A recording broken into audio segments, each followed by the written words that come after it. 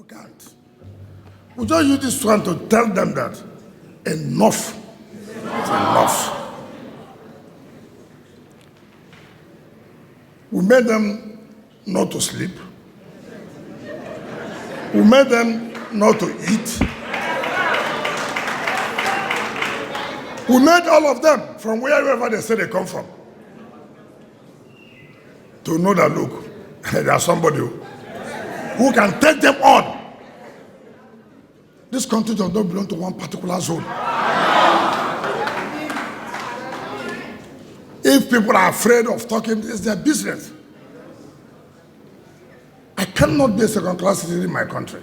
I cannot. Some of them, their in-laws are governors in the opposition and the ruling party. But they want to interfere in what happens in PDP. Some of them, their brothers are governors in the ruling party. And they want to interfere. I must fail. Why must you control me? That's why the country is in the problem where we are today. Look at the leadership. They just want somebody they will control. That will not do you want somebody that will do everything you want them to do.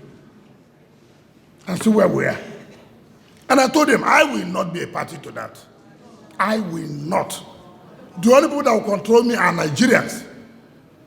I will do what is for the interest of Nigerians and not what is the interest for few people who want to be in power.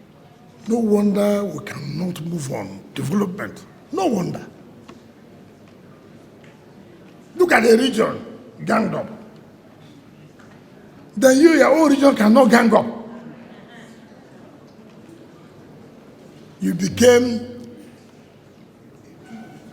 tools to be used against the interests of your people.